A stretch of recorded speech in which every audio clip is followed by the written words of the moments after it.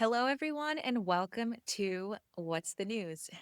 This week, we are not only reading headlines, we're questioning the logic behind them. Immigration enforcement, gender politics, international tensions, and a bank vault robbery that makes absolutely no sense. Please remember to like, share, and comment. Let's get into it. So, we're going to start this week with some news for asylum seekers.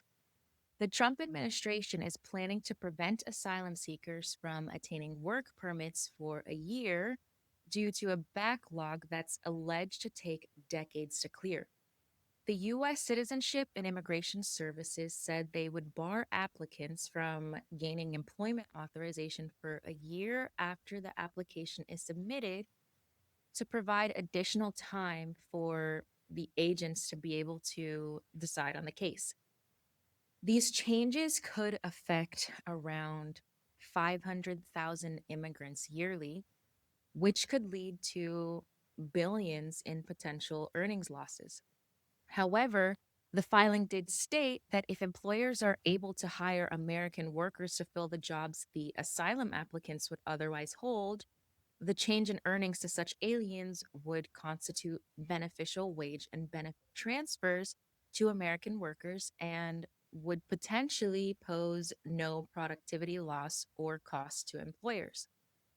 This proposal is in line with the Trump administration's goals to reshape the country's immigration system, citing national security and fraud concerns. The Department of Homeland Security has acknowledged that asylum seekers may face homelessness or pressure to return to dangerous conditions as a result of this plan. In addition to extending the process, applicants will also have to complete biometric screenings, and if they refuse to do so, they will automatically be denied. DHS says the added process is necessary to verify identities, detect criminal history, and to prevent fraud. The year long delays could lead to pauses in applications being accepted, which could then cause a 14 to 173-year pause, depending on the levels of future filings.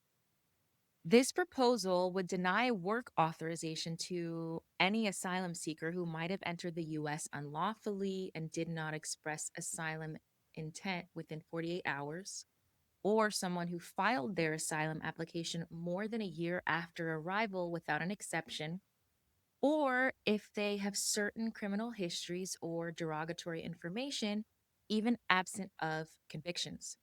If this proposal is approved and finalized, the rule would only apply to new applicants. Anyone seeking renewal would need to go through the biometric screening and eligibility checks. However, they wouldn't be blocked by the pause mechanism. Moving on to ICE, based on a review of court records, 4,000 immigrants were unlawfully detained over the last several months. The Trump administration has pledged to launch the largest mass deportation operation in U.S. history. In the last year, immigration operations have taken U.S. citizens and lawful permanent residents, and many concerns have been raised regarding the unlawful detentions and due process violations. These recent immigration enforcement policies have been under intense scrutiny recently following the deaths of two U.S. citizens in Minneapolis. Many of the detentions have occurred because the administration has moved away from the practice where non citizens with no criminal record who were arrested away from the border could seek release on bond, and many times bond was granted for those not considered a flight risk.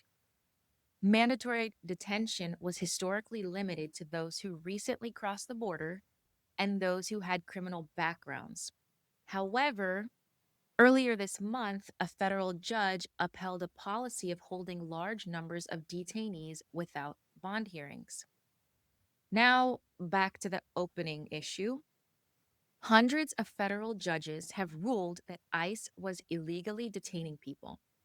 The Trump administration now has numerous lawsuits over its immigration policies, in addition to emergency motions and petitions seeking detainees' release. Due to the One Big Beautiful Bill, the Trump administration secured major funding for immigration enforcement and detention, which provided ICE with the capacity to maintain an average daily population of 100,000 illegal immigrants and secured 80,000 new ICE beds. As of lately, the administration has shown no signs of scaling back its immigration agenda. On to a few stories in Texas. Attorney General Ken Paxton filed a lawsuit against the Children's Health System of Texas and Dr. Jason Jarin, a Dallas area pediatric doctor, accusing them of providing illegal transition procedures, which is in violation of Texas law, in addition to medical fraud. This lawsuit sits amidst a larger national debate surrounding the rights of transgender individuals. On his inauguration day, President Trump signed an executive order establishing that gender identity cannot be recognized as a replacement for sex, which is defined as not changeable and grounded in fundamental, incontrovertible reality. Over the last year, the Supreme Court has upheld state bans on gender affirming care for youths and allowed various restrictions on transgender people to be enforced. Attorney General Paxton alleges that over several years, Children's Health and Dr. Jurin have billed Texas Medicaid and Children's Health Insurance for gender interventions on children as young as 9 years of age. Dr. Jurin is said to be a pediatric gynecologist, and he regularly performs procedures and prescribes puberty blockers and cross sex hormones to male and female patients. Paxton also alleges that the unlawful acts include repeatedly changing patients' gender in claims to Texas Medicaid in order to get illegal and unallowable claims paid, in addition to falsifying or misrepresenting medical records, prescriptions, and billing submissions to pharmacies and insurers. To be clear, gender affirming care was banned in Texas as of 2023. The quote unquote gender affirming care has been a very large challenge. The title gender affirming reminds me of my youth when my grandmother would say, "What is true doesn't need to be said." Another common saying that may apply to this gender affirming title is, "You don't need to polish a diamond." The name gender affirming on its own reveals just how unstable the concept itself is. If you are something, you don't need to prove it. The sun is yellow and the grass is green, and you don't hear people out affirming the sun and the grass because it's true. A child playing with a toy or choosing a clothing item to wear doesn't mean that they're choosing to be a specific quote unquote gender. At the end of the day, adults decided that pink was for girls and blue was for boys. Adults decided that Barbies were for girls and trucks were for boys. Children have no judgment. A child has unlimited imagination, and this is where adults are supposed to step in and provide guidance, discipline, structure, and logic. When you just let a child be a child and experience their own imagination, with structure, they have the capacity to grow into who they're meant to be.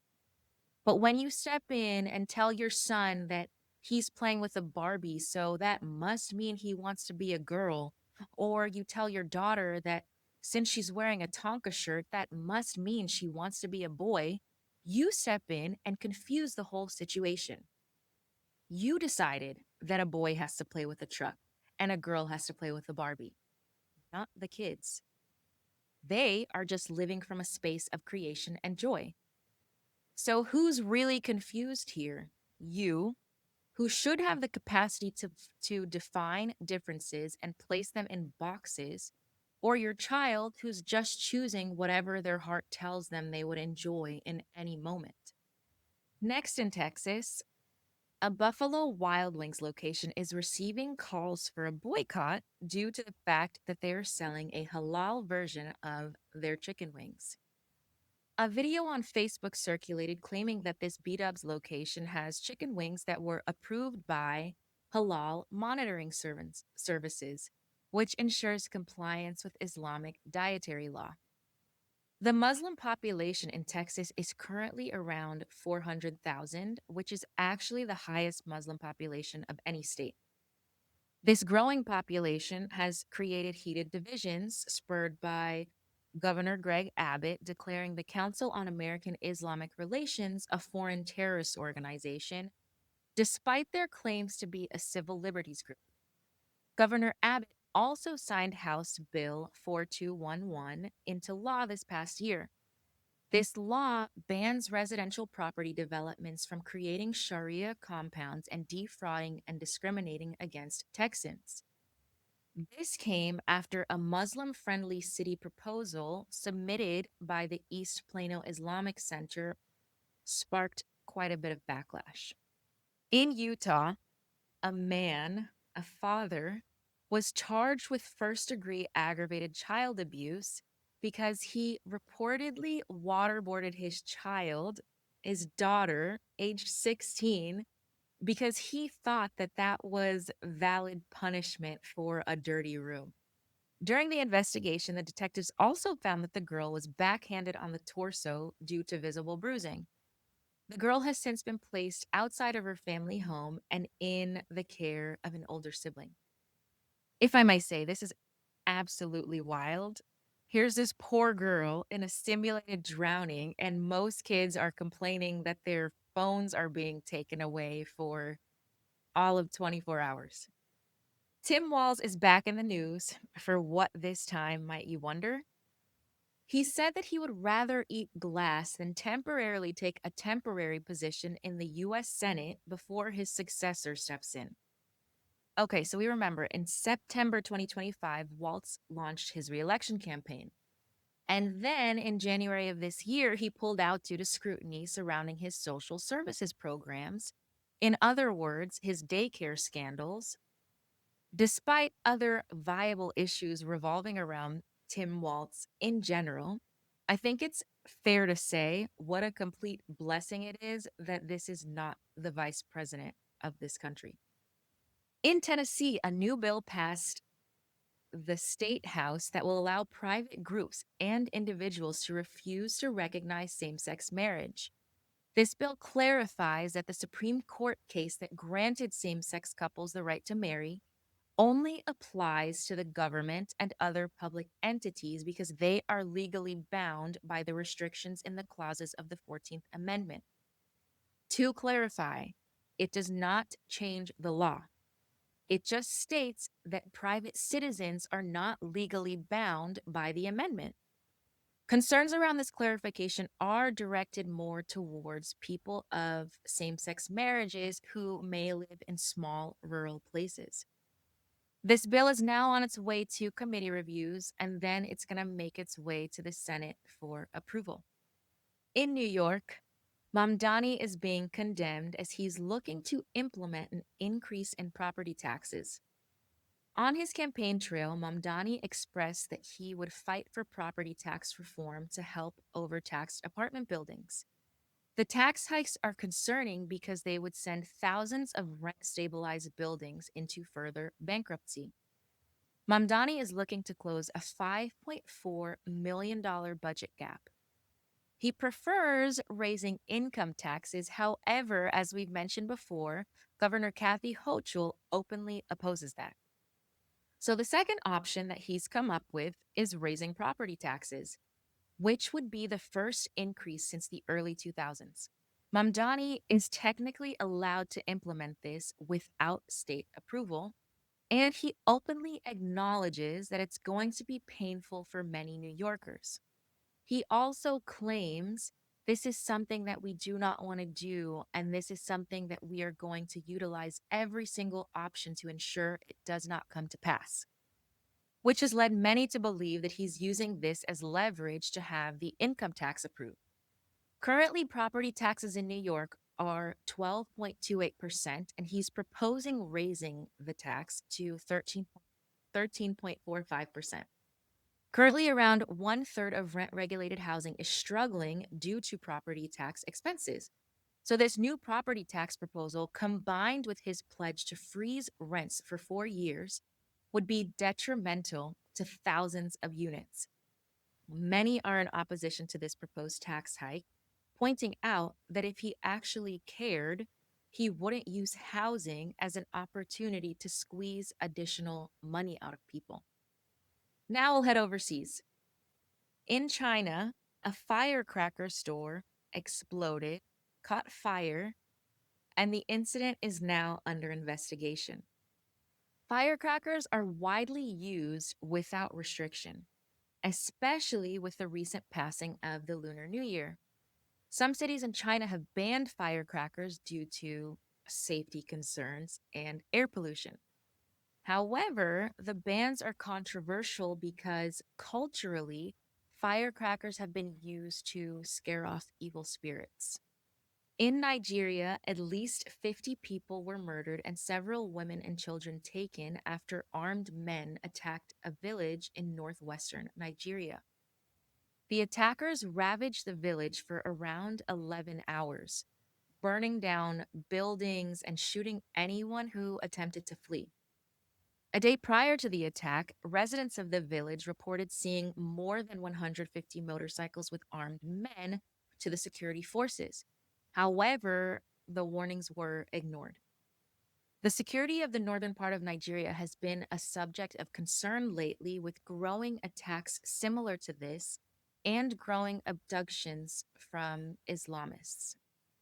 In Milan, Italy, a bank robber, if we can qualify him as that at this point, was trapped in a vault for 9 hours after attempting to rob a bank.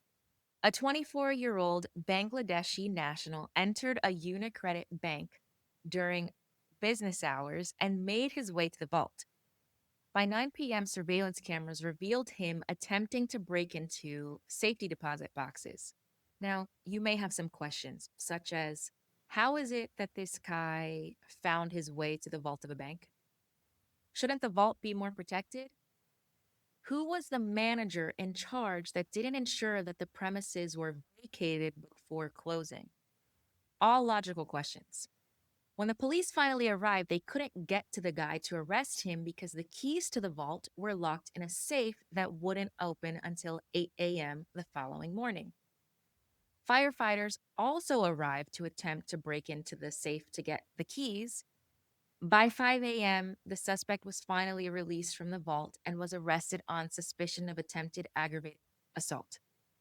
Investigators are currently trying to determine how he made it to the vault, especially saying that he came into the branch during business hours. The bank has claimed the alarm systems were functioning properly and the employees contacted emergency services, and the assets and intruder were protected according to their security protocol. I don't know about you all, but this story leaves me with tons of questions because it doesn't make a lick of sense. For instance, if he set off alarms during business hours, why is it that the police didn't arrive until after 9 p.m.? When exactly did the employees contact emergency services? Because if it was during business hours and then the cops showed up several hours later, this reveals major issues in their emergency services system. Why was the manager of the bank not contacted to open the safe that would provide the key for the vault? The situation completely validates technological advances because clearly human intellect was missing in action. Moving on, Greece is looking to obtain a group of photographs that show the execution of some 200 Greek soldiers during World War II by a Nazi firing squad. The photos are allegedly from May 1st, 1944, and allegedly depict men being led to their deaths at a shooting range in the suburb of Kaysad. These executions are widely known, however, until now there weren't any known images documenting the event. The pictures were being sold on eBay by a Belgian collector that specializes in German military memorabilia. The Culture Ministry of Greece said that it's possible that these are authentic photographs and they're looking to acquire them. Experts are being sent to meet the collector in order to validate the authenticity of the photographs. These executions were one of the worst barbaric acts that occurred during the Nazi occupation of Greece. Now to Australia. In Brisbane, a man has been charged with ramming his car into a synagogue. The charges include a hate crime, dangerous operation of a vehicle, possession of dangerous drugs, among other counts. This comes as Australia is still reeling from the attack at Bondi Beach. The subject, 32 years of age, rammed a Toyota Hilux through the gates of the Brisbane synagogue before he reversed and drove away. Shortly after, the authorities intercepted the vehicle and took the driver into custody. Fortunately, no one was injured during this incident, and the investigation is ongoing, and they believe that there isn't a continued threat to the community. Now we're off to Israel. Israeli investigators and the tax authority announced the conclusion of their investigation into a concrete block factory that was suspected of money laundering and tax offenses. Several people from the factory were charged with offenses related to a criminal organization involving a bankrupt company that was concealing funds through illegal operations. During the search of the factory, 7 million shekels worth of live checks were seized, in addition to 3 vehicles being seized. 4 suspects have been arrested and taken for questioning. In another illegal operation, Israeli police arrested 5 suspects in relation to a crypto operation. In addition to the arrests, weapons, drugs, and cash were also confiscated. During the raid, the police found around 80,000 shekels in cash, as well as guns, stun grenades, plastic explosives, ammunition, and a substance suspected to be cocaine. Police uncovered yet another illegal operation, arresting 7 suspects who are thought to be conducting financial services without a license, including illegally loaning tens of millions of shekels to criminals. In Judea and Samaria, 9 Palestinians were arrested over suspicion of involvement in multiple stone throwing incidents over the past month. These stone throwing incidents targeted civilians, security forces, and one IDF soldier who was struck in the head by a stone and evacuated to a hospital for treatment. Police also reported multiple cases of vehicle damage on major roads. In Jerusalem, for the last several years, a man has falsely represented himself as single in order to develop intimate relationships with around 12 women while simultaneously maintaining and expanding his own family. He has since been sentenced to 20 to 36 months in prison. He's being cited as causing emotional harm to the complainants who were seeking to establish long term relationships or families. The court rejected arguments that since the complainants consented to sexual relations, the gravity of the situation must not be so steep. In addition to custodial punishment, the offender has to compensate the complainants who submitted impact statements during the sentencing. The offender happened to be an employee of a yeshiva in Jerusalem. Imagine if all men and women, for that matter, who cheat have to spend a 20 to 36-month stint in prison. Maybe it would bring some moral foundation back to a place where being a side piece is considered to be a better option than being the main chick. In addition to bringing morality back during a fad where people are convinced that polygamy is the answer to all of their relationship problems. Anyways, a group of 20 religious rabbis sent a letter to Bibi condemning the integration of women into the IDF. This was in response to a new program that allows women to be in the Armored Corps. They expressed concern as the IDF is an army with divine assistance and that holiness and modesty are a fundamental condition of strength, and that having women in the mix would force the religious students to choose between their faith and operational service. I want to take a well needed pause here. With all due respect to the men that call themselves rabbis, the purpose of the divine masculine is to embody discipline, structure, healthy boundaries. If you're not teaching these fundamental skills to the young men whom you have placed under your guidance, then you're not doing your job.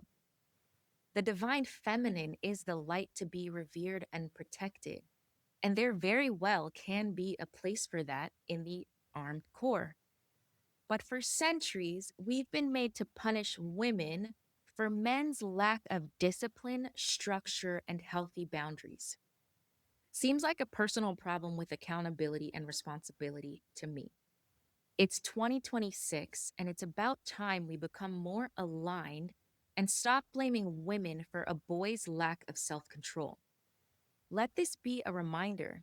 You all making the complaints are the same ones setting the example that they've been following. God forbid you keep the party in your pants for the sake of upholding what it means to actually be the divine masculine.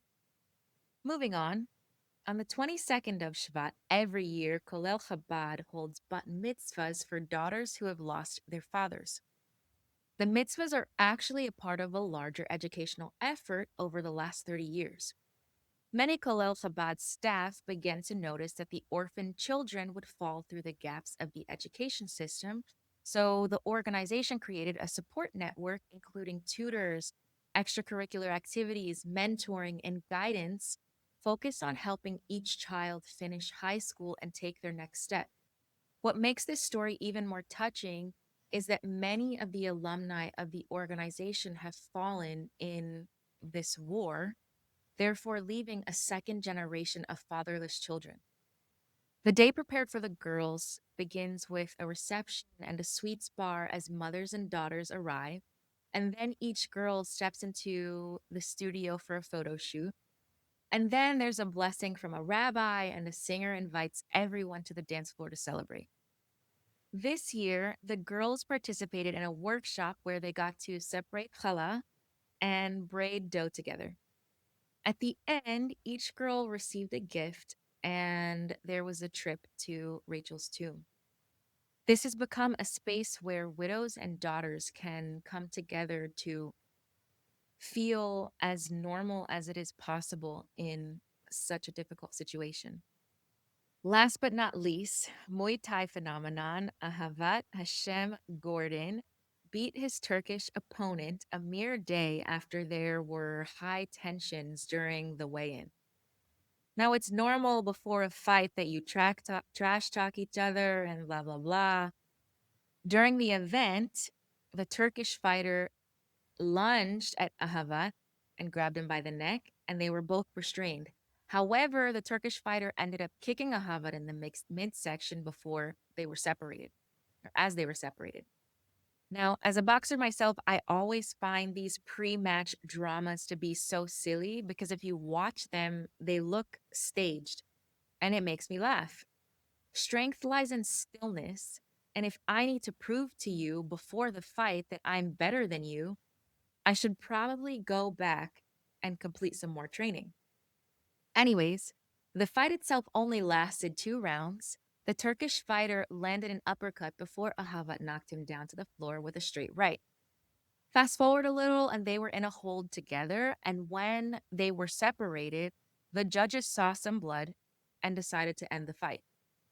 Now, I tell you, from what I saw, there have been bloodier fights that continued with no problem. However, it's a blessing and a win for Ahavat. Congratulations, and we wish you luck on your journey to become the greatest. Alrighty, folks, that's all we have for you this week. Thank you so much for tuning in, and we will see you on the next one.